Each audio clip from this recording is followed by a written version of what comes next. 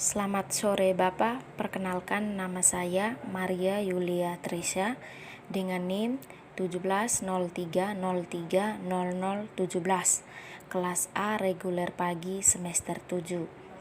Pada kesempatan ini saya akan menjelaskan materi dari mata kuliah Sosiologi Terapan Pertemuan Ketiga. Adapun topik yang saya akan jelaskan pada sore hari ini yaitu tentang survei geografi kota. Sebelum saya menjelaskan secara detail mengenai survei geografi kota ini, terlebih dahulu saya akan menjelaskan pengertian geografi kota itu sendiri. Geografi kota adalah suatu bentang budaya yang ditimbulkan oleh unsur-unsur alami dan non-alami dengan gejala pemusatan penduduk tinggi, corak kehidupan yang heterogen, sifat penduduknya individualistis dan materialistis. Jadi yang dimaksudkan di sini dari pengertian geografi kota ini adalah di mana kebudayaan itu ditimbulkan oleh sesuatu yang alami maupun non-alami, baik yang sengaja ataupun tidak sengaja, dengan gejala pemusatan penduduk yang tinggi. Jadi dengan penduduk yang tinggi, corak kehidupan yang heterogen. Heterogen dalam hal ini artinya berbagai unsur yang berbeda, baik itu sifat atau berlainan jenis atau beraneka ragam. Sifat penduduknya individualistis, artinya bersifat individualis atau menyendiri. Jadi lebih mementingkan kehidupan masing-masing atau kehidupan dari diri seorang. Dan materialistis. Materialistis di sini diartikan berkaitan dengan kebendaan. Berarti sesuatu yang berharga. Benda di sini diartikan sebagai sesuatu yang sangat berharga di dalam kehidupannya karena rasa ingin meningkatkan taraf kehidupan masyarakat sekitarnya. Adapun ciri-ciri kota terbagi menjadi dua bagian, yaitu antara lain baik fisik kota dan masyarakat kota. Yang pertama yaitu tentang fisik kota. Fisik kota di sini diartikan yaitu mempunyai daerah terbuka yang digunakan sebagai open space. Open space di sini yaitu ruang terbuka yang selalu terletak di luar massa bangunan yang dapat dimanfaatkan dan dipergunakan oleh setiap orang serta memberikan kesempatan untuk melakukan bermacam-macam kegiatan. Open space ini atau biasa disebut juga sebagai paru-paru kota, memiliki gedung pemerintahan, memiliki gedung perkantoran dan hiburan, memiliki sarana olahraga, memiliki alun-alun. Alun-alun di sini yaitu tanah lapang yang luas di muka keraton atau di muka tempat kediaman resmi, baik itu bupati ataupun sebagainya.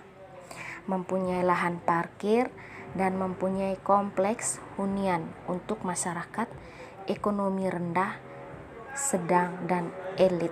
Jadi fisik kota ini memiliki perbedaan kelas juga di situ, yaitu ekonomi masyarakat kelas bawah, sedang, dan masyarakat kelas atas. Yang kedua yaitu tentang masyarakat kota. Masyarakat kota di sini yaitu hubungan sosial yang bersifat Gesellschaft. Gesellschaft di sini diartikan sebagai kelompok sosial yang anggotanya berhubungan dengan dasar kepentingan. Berarti kelompok Gesellschaft ini kelompok orang yang mempunyai unsur-unsur kepentingan tertentu atau mempunyai kelompok atau organisasi tertentu, maka akan terjadi atau mempunyai hubungan apabila memiliki unsur atau organisasi kepentingan. Yang kedua yaitu mempunyai sekresi keruangan. Sekresi keruangan di sini diartikan sebagai adanya pemisahan keruangan atau adanya kecenderungan pengelompokan masyarakat berdasarkan status sosial, seperti adanya permukiman kompleks, golongan elit, golongan menengah, dan golongan kelas bawah. Hal ini terlihat dari sifat masyarakat perkotaan yang keadaannya heterogen. Jadi segregasi keruangan ini yaitu adanya pemisahan terutama dalam kelas sosial, yaitu kelas bawah, kelas sedang, dan kelas atas. Adapun selanjutnya ciri dari masyarakat kota ini yaitu norma keagamaan tidak terlalu ketat. Jadi di sini dimana di kota itu tidak memiliki aturan yang terlalu ketat.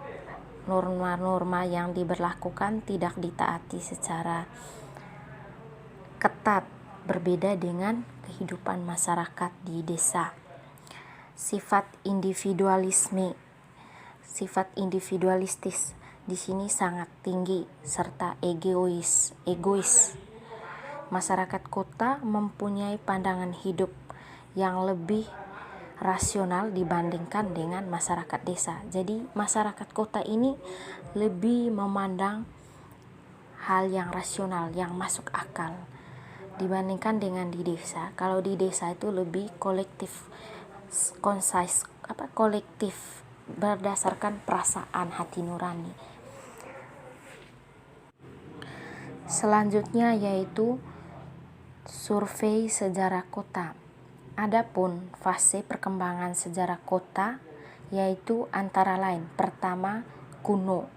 Kuno di sini terdiri dari primitif, matriarkal, patriarkal. Matriarkal di sini yaitu mengenai hubungan keturunan melalui garis kerabat wanita, berarti menurut keturunan wanita. Yang kedua yaitu patriarkal, yaitu mengenai hubungan keturunan melalui garis kerabat laki-laki. Yang kedua yaitu baru, yaitu Yunani dan abad pertengahan. Yang ketiga kontemporer. Kontemporer di sini terdiri dari Renaissance. Renaissance di sini yaitu masa peralihan dari abad pertengahan ke abad modern di Eropa, yaitu pada abad ke-14 sampai ke abad 17 yang ditandai oleh perhatian kembali kepada kesusastraan klasik, berkembangnya kesenian dan kesusastraan baru dan tumbuhan.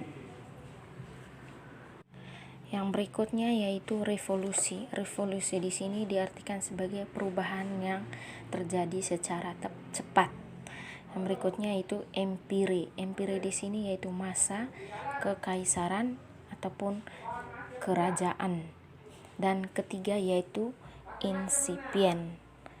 Di sini dimana mulai munculnya atau tampak mengenai sesuatu. Contohnya di sini sudah ada yang namanya keuangan.